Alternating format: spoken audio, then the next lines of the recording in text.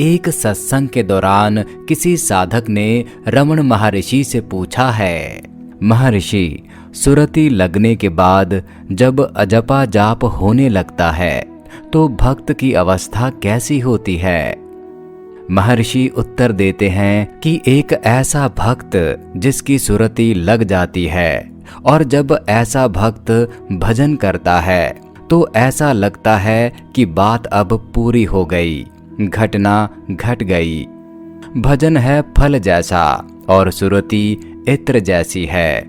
फूल तो एक वक्त पर कुम्हला जाएंगे, लेकिन इत्र बच सकता है।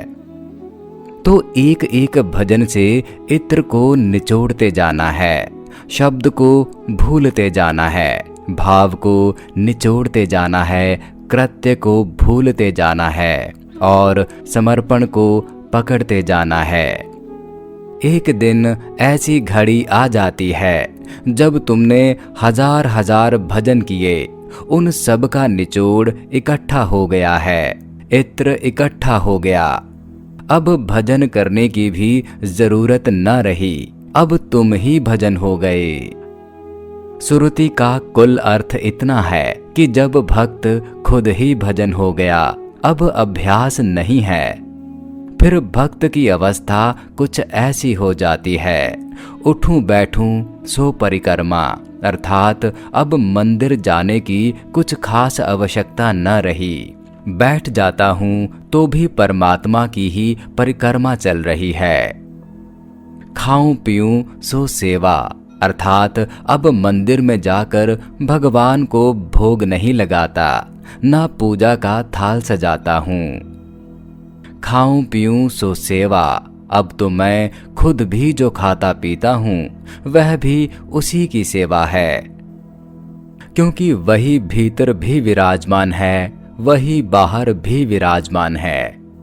और भक्तों ने इसी को सहज समाधि की अवस्था कहा है।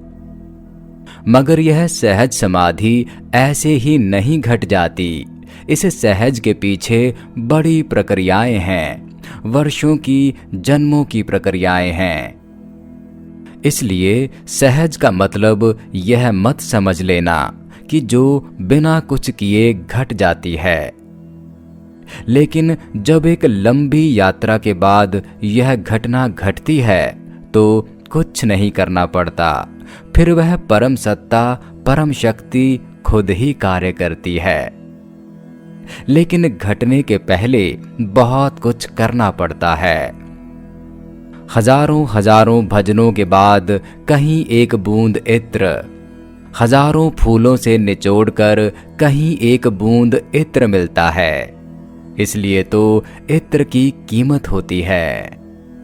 और यह सुरति है इत्र। तुम्हारे करने की बात नहीं, तुम तो बस अपना भजन करो, तुम तो प्रार्थना करो, पूजा करो, ध्यान करो, प्रभु को अनेक अनेक अंगों में याद करो। अभी तो प्रक्रिया कृत्य की होगी, अभी तो तुम्हारे करने से ही होगा। अभी तुम्हें तैरना नहीं आया, जब तुम बिल्कुल तैराक हो जाओगे तो हाथ पैर भी नहीं हिलाने पड़ेंगे। जल की धार पर पड़े रहोगे, जल की धार ही तुम्हें संभाले रहेगी। मगर वह तैरने की आखिरी अवस्था है, सुरति आखिरी बात है। इसीलिए जिन्होंने पा लिया उन्होंने ही कहा है अजपा जाप।